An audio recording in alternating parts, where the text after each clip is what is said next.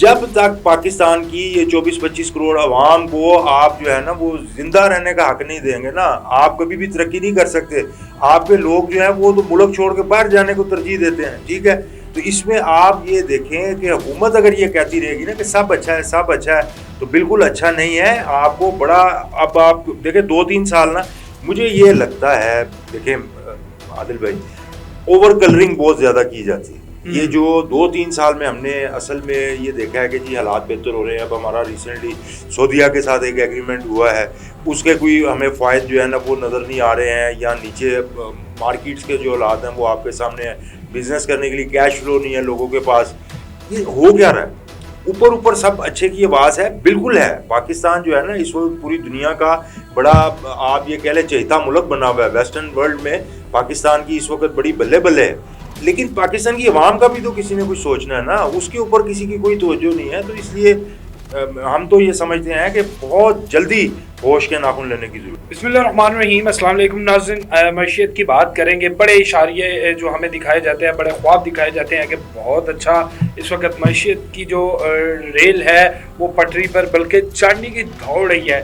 کتنی حقیقت ہے ان دعووں میں، کتنی سچائی ہے ان باتوں میں، اس پر بات کرنے کے لیے ہمارے ساتھ موجود ہے راجہ وسیم، وائس چیئرمین جو پیاف کے ایک بڑی ٹریڈ باڈی کے وائس چیئرمین ہیں.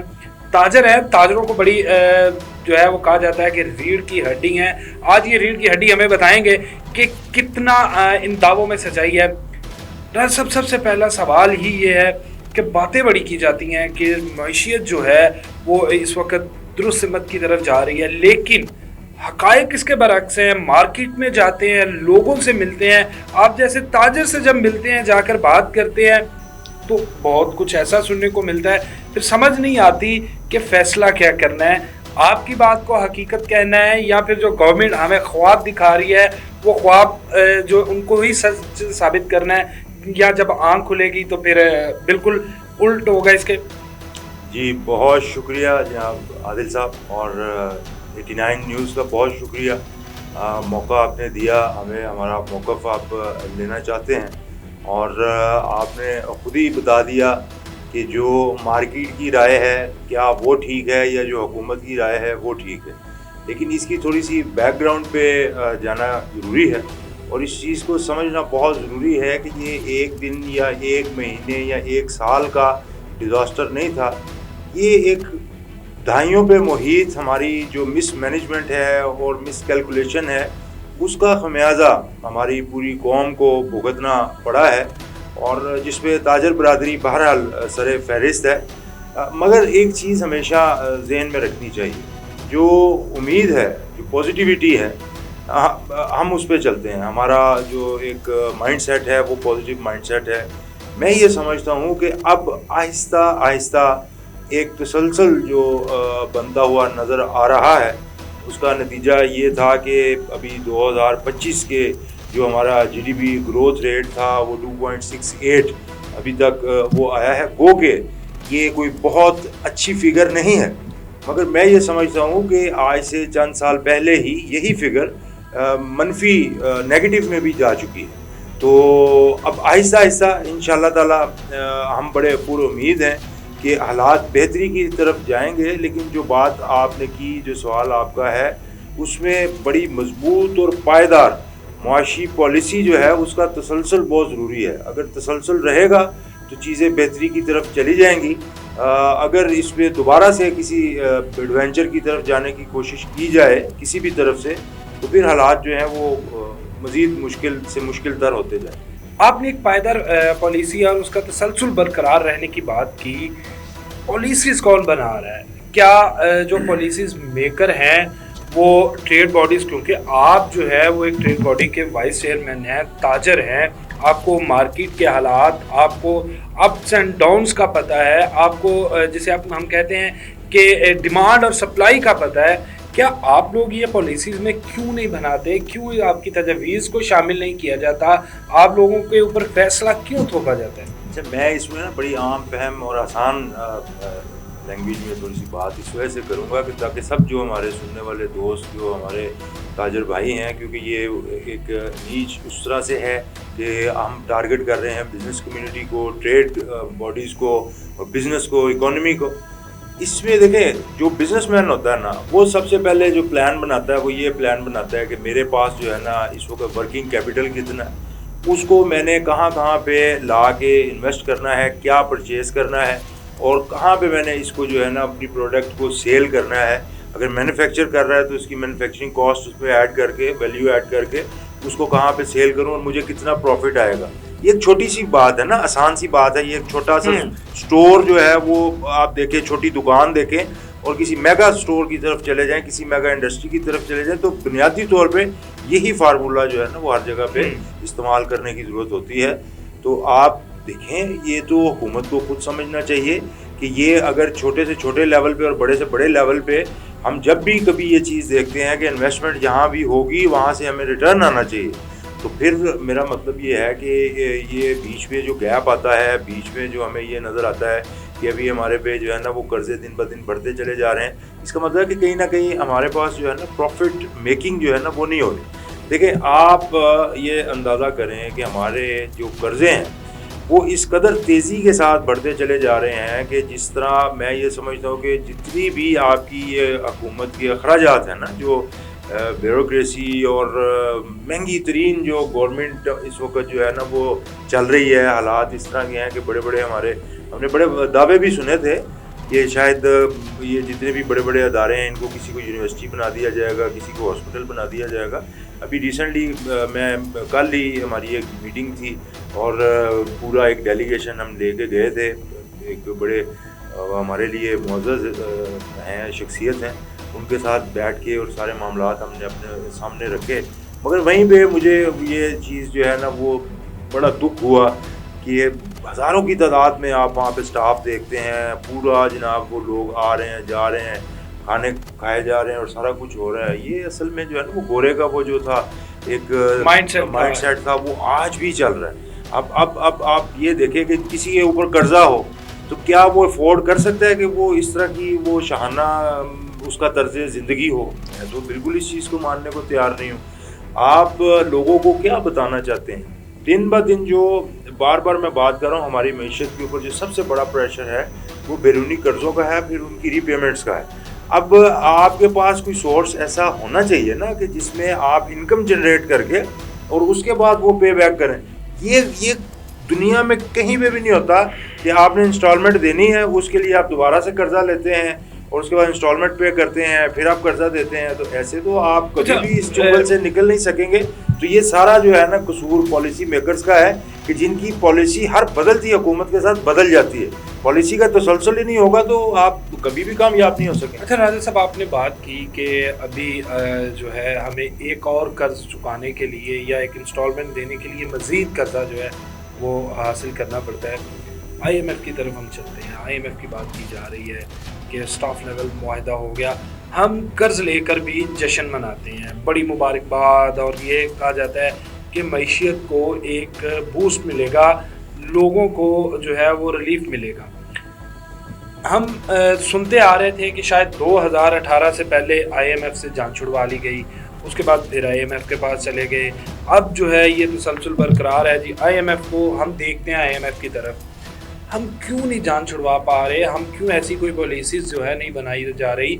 टैक्सेस की अगर बात करें तो हम तकरीबन आप कह लें कि हर जो सांस लेने का टैक्स, मैं सिंपल सी बात करूंगा कि हमें पाकिस्तान के अंदर सांस लेने का भी टैक्स देना पड़ता है, बिल्कुल, चाहे वो डायरेक्ट हो चाहे वो इनडायरेक्ट हो। और इतने टैक्सेस के बाद भी हम फिर अगर देखें किसी दूसरे की तरफ या किसी दूसरे ममालिक की तरफ, तो क्या हम जो अचीव करना चाह रहे हैं, जो टारगेट हैं, जो गोल्स हैं, वो हम हासिल कर सकेंगे? देखिए, जो आपने कहा ना कि सांस लेने का भी टैक्स देना पड़ रहा है तो ये एक बड़ी सिंबॉलिक सी बात। लेकिन मैं आपको बताऊं, हमारा यहाँ पे जो इस वक्त सबसे कोर इशू, IMF के ऊपर भी मैं आता हूँ, जो सबसे कोर इशू हमारा क्लाइमेट चेंज है। आप देखिए स्मोक के क्या हालात हैं। आपका अक्टूबर और नवंबर, ये 2 महीने हर साल आप सांस नहीं ले सकते। और जो आप बात कर रहे हैं ना कि सांस लेने के भी टैक्स है, तो ये मुझे लगता है आगे चल के ये जो मास्क आप लगाते हैं ना, तो शायद ऑक्सीजन को इनहेल करने के लिए भी आपको पैसे ही खर्चने पड़ेंगे। और पाकिस्तान में अगर ये क्लाइमेट चेंज को बड़ा सीरियस ना लिया गया तो आपका अक्टूबर और नवंबर का महीना जो होगा वो सांस लेने के पैसे बाकायदा आपको देने पड़ेंगे। वो गवर्नमेंट किस मद में लेगी वो भी पॉलिसी मेकर बना लेंगे, उनको सारा तरीका आता है। तो इसके ऊपर तो ज़रूर गौर कीजिए। अच्छा, अब IMF की हम बात करते हैं। देखिए, ये जितने भी मॉनिटरिंग फंड्स हैं, वर्ल्ड बैंक है, IMF है, ये आपके जो एक चल रहे होते हैं ना एग्रीमेंट्स जो पिछले, उनको आपने मुकम्मल करना होता है। अब हमारी पिछली गवर्नमेंट का जो एग्रीमेंट है उसी की कंटिन्यूटी आगे भी चलती जा रही है।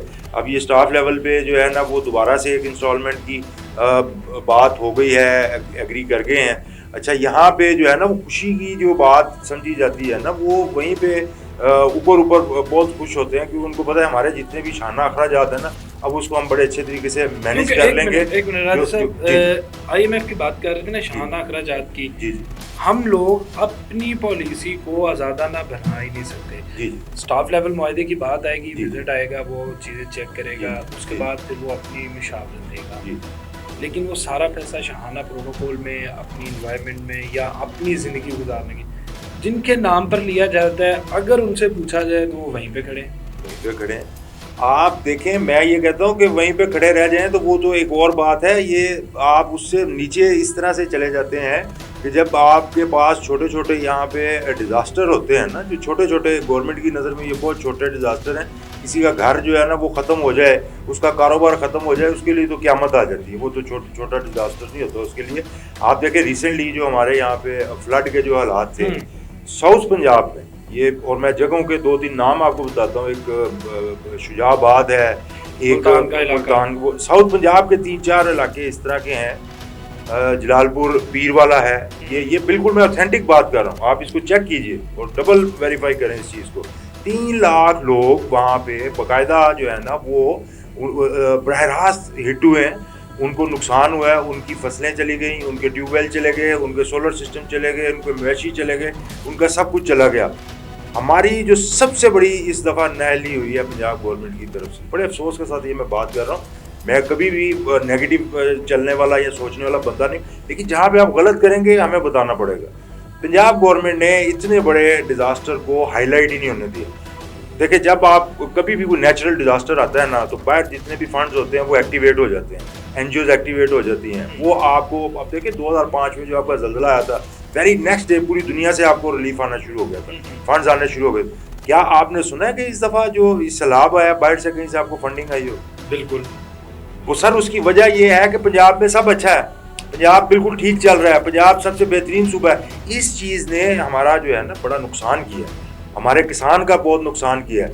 अब आप ये देखेंगे कि हमारा जो साउथ पंजाब है ना, वो आप हिसाब लगा लें 2-3 साल तो वैसे ही वो पीछे चले गए कि देखे जी वो अगले साल गंदम की फसल काश्त करेंगे या अपना घर बनाएंगे। पहले मुझे ये बताएं, वो अपने मवेशी दोबारा से वो उनको पालेंगे या वो जनाब वो आपकी फसलें खड़ी करेंगे? तो ये तो अब मुझे ये लगता है कि हमारा ना इस तरफ असल में ध्यान ही नहीं है कि हमारी अपनी जो क्रॉप्स हैं उनको हम कैसे ऊपर लेके जाएंगे। हमें लगता ये है कि बाहर से इम्पोर्ट करेंगे, उसमें भी आई डोंट नो वो कितने लोगों का उनको क्या फ़ायदा होता होगा। हमें यहाँ पर ये कहना कि सब अच्छा दिखाना है, चाहे गरीब जो है, जो मेहनत कश है, किसान है, उसके साथ जो भी हो। गरीब के लिए इस वक्त पाकिस्तान जो है ना वो एक, अल्लाह माफ़ करे, कि बड़ी बुरी सूरत हाल है। ये हुकूमत को चाहिए फिलफौर, ये सारे जितने भी बड़े हैं ना, देखिए ये गवर्नमेंट के अंदर मुझे बताया इस वक्त अपोजिशन में कौन सी जमात है? सारे तो गवर्नमेंट में। अगर एक जमात का आप नाम लेंगे जी उनको आपने आने नहीं दिया, तो वो एक सूबे में पूरी हुकूमत है, वहाँ पे देख लिया उन्होंने क्या कर लिया, आपके सामने है।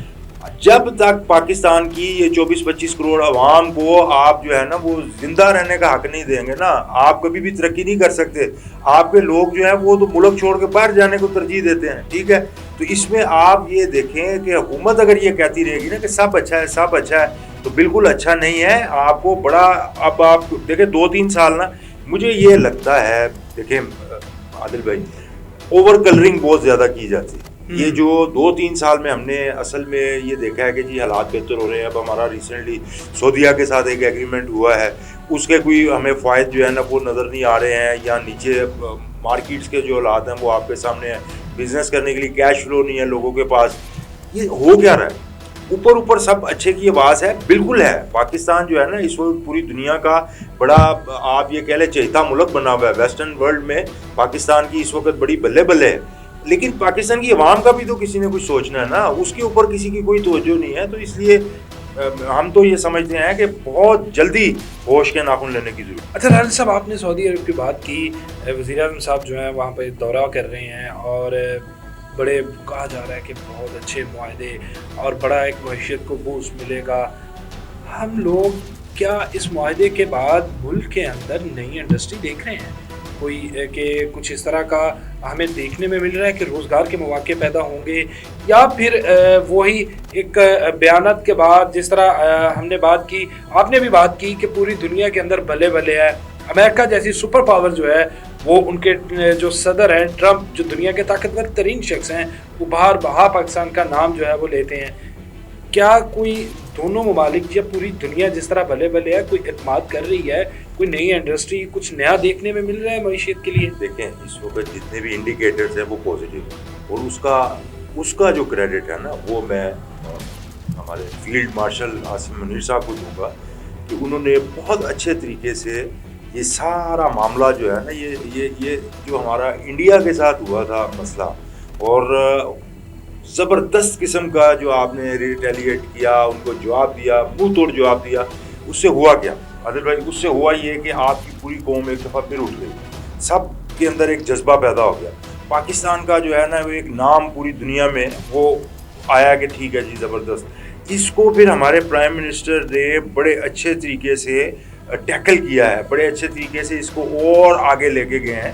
اور یہ بڑی خوشائند بات ہے ہمارے لیے، بڑے اعزاز کی بات ہے کہ اگر امریکہ کا پریزیڈنٹ آپ کے پرائم منسٹر کو، آپ کے فیلڈ مارشل کو اپریشیٹ کر رہا ہے تو اس میں برائی کی کیا بات ہے؟ اس میں تو آپ کو خوش ہونا چاہیے. اچھا اب جب ماحول اس طرح کا بن گیا ہے اس میں سے فائدہ اٹھا لیں. فائدہ اب آپ کیسے اٹھا سکتے ہیں کہ آپ کا امیج بلڈنگ کا جو کام تھا وہ کافی حد تک ہو گیا، زبردست قسم کا آپ کا امیج بن گیا. اب پہلے بات کرتے ہیں سعودیہ کے ساتھ، اور آپ جو بات کر رہے ہیں کہ انڈسٹری جو ہے وہ لگنی چاہیے اور کیسے لگے گی. دیکھیں سعودیہ کے ساتھ ہمیں ایسے ہی کرنا پڑے گا جیسے ہمارا چائنا کے ساتھ فری ٹریڈ ایگریمنٹ FTA جس کو بولتے ہیں. جب تک آپ ان کے ساتھ صرف ان کے ڈیفنس کی بات کریں گے، اپنا اسلحہ بیچنے کی بات کریں گے، ان کی پروٹیکشن کی بات کریں گے، تو اگین وہ سارا کچھ اوپر رہ جائے گا، نیچے کچھ بھی نہیں آئے گا. نیچے لانے کے لیے آپ کو فری ٹریڈ ایگریمنٹ کرنا پڑے گا جس میں آپ اپنی پروڈکٹس ان کو سیل کریں، ان کی پروڈکٹس یہاں پہ امپورٹ کریں، تاکہ دونوں کنٹریز میں ایک میوچل ایک انڈرسٹینڈنگ کاروباری حوالے سے وہ ہو. اس کا فائدہ پھر جو ہے نا وہ آپ کو نیچے آتا ہوا نظر آئے گا.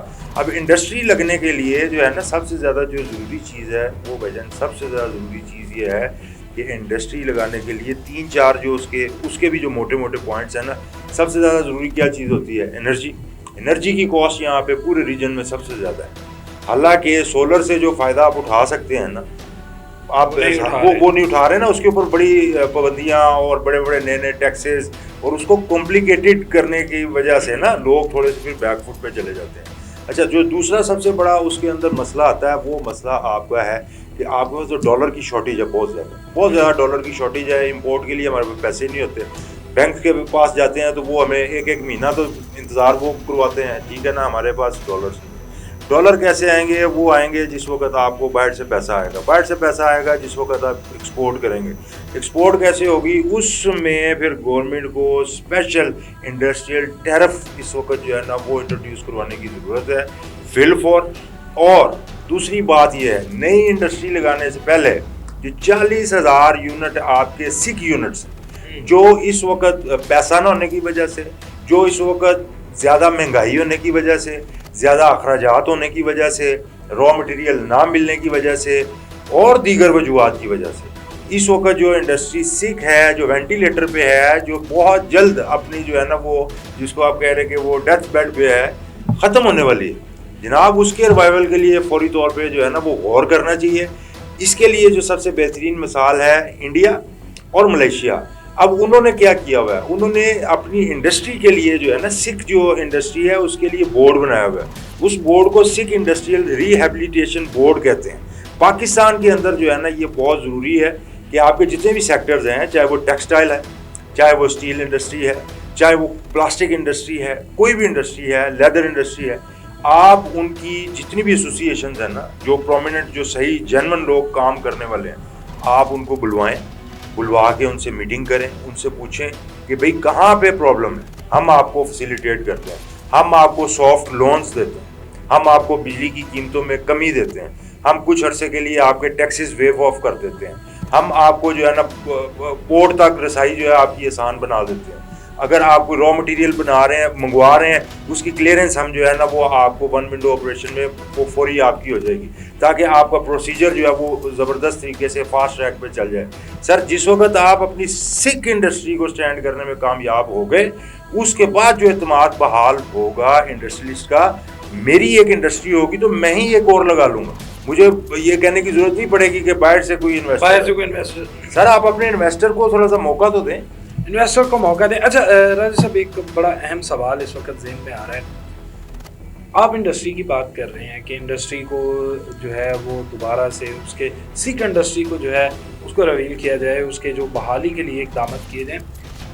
ہماری ترجیحات یہ ہیں کہ ہم امدادی پیکیج لگا دیتے ہیں, جی ٹھیک ہے, ہم اس طرف کیوں نہیں آتے کہ ہنر ملے, لوگوں کو محنت سے کمانا کی عادت پڑے, ہماری عوام کو یہ انتظار نہ کرنا پڑے کہ 3 مہینے بعد میرے اکاؤنٹ میں گورنمنٹ کی جانب سے 20,000 12,000 جو بھی ایک وظیفہ مقرر کیا جاتا ہے.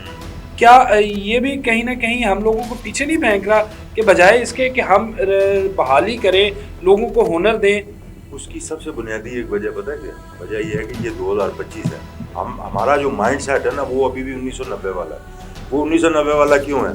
آپ کی دیکھیں جو زرعی ملک ہے نا, آج تک تو یہی فیصلہ نہیں ہو سکا کہ پاکستان ایک زرعی ملک ہے یا انڈسٹریل کنٹری ہے. اچھا یہ تو پہلے آپ کو یہ ڈیسائیڈ کرنا چاہیے. دنیا جو ہے نا وہ اب اس نتیجے پہ پہنچ رہی ہے, جیسے کہ یہ بڑے بڑے بلینئرز ہیں, وہ یہ کہتے ہیں کہ آئندہ آنے والے جتنے بھی بلینئرز ہوں گے وہ انڈسٹریلسٹ نہیں ہوں گے, وہ سارے وہ ہوں گے جن کا آئی ٹی کے اندر جو ہے نا وہ بزنس ہوگا, ٹھیک ہے نا, وہ مے بی اس کے سافٹ ویئر ہوں گے اور وٹس ایور جو بھی وہ آئی ٹی سے ریلیٹڈ جتنا بھی اے آئی کو آپ یوز کرتے ہوئے اور ان ساری چیزوں کے ساتھ اپنے آپ کو الائن کرتے ہوئے آگے بڑھیں گے تو زبردست کام ہو جائے گا.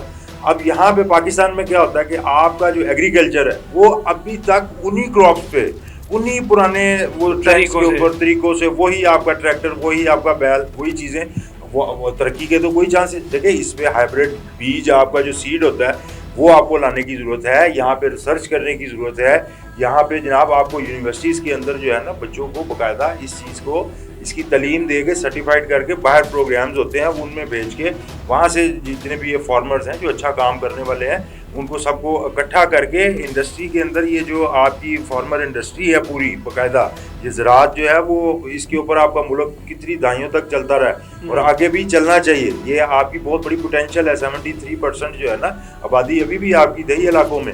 اب مسئلہ یہ ہے کہ وہاں پہ آج بھی میں آپ کو بتا سکتا ہوں کہ لوگ بالکل 50 سال پرانے جو ہے نا وہ اسٹائل میں کاشتکاری کرتے ہیں. بالکل آپ کو چاہیے کہ ان کو جدید جو طریقے ہیں پوری دنیا میں اس وقت اس کے اوپر لائیں. اچھا ساتھ ہی ساتھ جو دوسری بات آپ نے کی, دیکھیں ہمارا نا بنیادی ایک پرابلم ہے, بچے کو ہم پڑھانے کی بڑی کوشش کرتے ہیں کہ یار یہ میرا جو ہے نا اے لیول او لیول اور اس کے بعد پھر آگے جناب اس کو گریجویٹ بھی ہو جائے, پی ایچ ڈی بھی ہو جائے, سارا کچھ ہو جائے, ڈگری لے دیتے ہیں. اچھا آج کل ایک ٹرینڈ پوری دنیا میں چلا ہوا ہے جی ڈگری کی ضرورت نہیں ہے, آپ کے پاس اسکلز ہونی چاہیے. میں یہ کہتا ہوں کہ یہ بھی ایک ہائبریڈ سسٹم ہونا چاہیے کہ ڈگری بھی ضروری ہے اور اس کے بعد اسکل بھی ضروری ہے. کیونکہ ڈگری اس لیے ضروری ہے, دیکھیں لوگ تھوڑا سا اس کو جو ہے نا کنفیوز کرتے ہیں ڈگری کو. ڈگری دیکھیں آپ کی نا زندگی کو ڈسپلن میں لے کے آتی ہے. اگر ایک آپ کے پاس اسکل ہے, صبح آپ اٹھ ہی نہیں سکتے تو اسکل کا کیا کریں. ڈگری جب آپ لیں گے تو آپ کو پتہ ہے میں نے اسکول بھی جانا ہے, بچے نے اتنے بجے اسکول پہنچنا ہے, اتنے بجے اس نے تیار ہونا ہے, اتنے بجے اس کی چھٹی ہوگی. یہ اصل میں تو آپ کی وہ والی ٹریننگ ہوتی ہے. کیونکہ یہ میں نے خود ایکسپیرینس کیا جب یہ کووڈ کے دنوں میں آپ نے دیکھا ہوگا آپ کے گھر میں بھی, اور ہر گھر کی یہ کہانی تھی, آن لائن کلاسز سٹارٹ ہو گئی. بالکل بچے آپ صوفے پہ لیٹے ہوئے ہیں, کوئی بیٹھا ہوا ہے, کوئی اٹھا ہوا ہے, کوئی نیند میں ہے, وہ آن لائن کلاس چل رہی ہے. دین آئی ریئلائزڈ کہ دیکھیں اسکول جانے کا کیا فائدہ ہے, کالج جانے کا کیا فائدہ ہے, یونیورسٹی جانے کا کیا فائدہ ہے. وہ آپ کو ایک ڈسپلن میں لے کے آتی ہے. جس وقت آپ ڈسپلن میں آ جائیں گے اس کے بعد پھر آپ کو اسکل سیکھنے کی ضرورت ہے. جب آپ کو اسکل بھی ہوگی, ڈسپلن بھی ہوگا تو آپ بہت آگے نکلیں گے. پاکستان کو اس وقت جو ہے نا اپنی آئی ٹی کے اندر بہت کام کرنے کی ضرورت ہے. اس کے اندر بے تحاشا لائنز ہیں ہمارے نا. یہاں پہ یہ بھی ایک تھوڑا سا پرابلم ہے, کہ لوگ جو ہے نا وہ سمجھتے ہیں کہ آئی ٹی جو ہے نا وہ ٹک ٹاک ہے, آئی ٹی فیس بک ہے, آئی ٹی یوٹیوب ہے, یہاں سے پیسے کمانے ہیں. نہیں, ایسا نہیں ہے. دیکھیں یہ جتنی بھی سائبر سیکیورٹی ہے نا اس وقت, جس کے اوپر آپ نے زبردست جنگ جیتی ہے انڈیا سے, وہ سائبر سیکیورٹی کے اوپر جیتی ہے, وہ آئی ٹی ہے. اس کے اندر پوری دنیا میں پورے شہر اس وقت جو ہے نا وہ سائبر سیکیورٹی کے اوپر چلتے ہیں, بڑی انڈسٹریز اس کے اوپر چلتی ہیں. میں ابھی آپ کو ایک چھوٹی سی مثال دے رہا ہوں. اس طرح ایک یہ اتنا بڑا سمندر ہے, اتنی واش فیلڈ ہے, اس کے اندر آپ جتنا کام کریں وہ کم ہے. اور اے آئی نے تو اب پوری جو ہے نا وہ ڈائمینشن ہی چینج کر کے رکھ دی, چیزیں ہی چینج ہو گئی ہیں. اب تو آپ سمجھیں یہ جو آپ کا موبائل ہے نا, اس پہ تو بیٹھ کے آپ پیسے چھاپ سکتے ہیں, مسئلہ ہی کوئی نہیں. بہت شکریہ راجہ صاحب. ناظرین یہی بات راجہ صاحب کی کہ زمانے کے ساتھ چلنا ہے, ٹائم کے ساتھ. جس طرح دوسری دنیا اگر ہم بات کریں کہ جس طرح وقت کا مقابلہ اور جدت آتی جا رہی ہے, ہمیں بھی اپنے نظام کو جو ہے اس فرسودہ نظام کو تبدیل کرنا ہے, جدت کی طرف جانا ہے, تو پھر ہی ترقی کر سکیں گے, پھر ہی اس ملک کی معیشت جو ہے وہ اس کو ہم جو ہے وہ بہتر ہوتا اور بہترین کارکردگی دکھاتے ہوئے دیکھ سکیں گے. ہمیں دیجیے اجازت, اللہ نے کے بعد.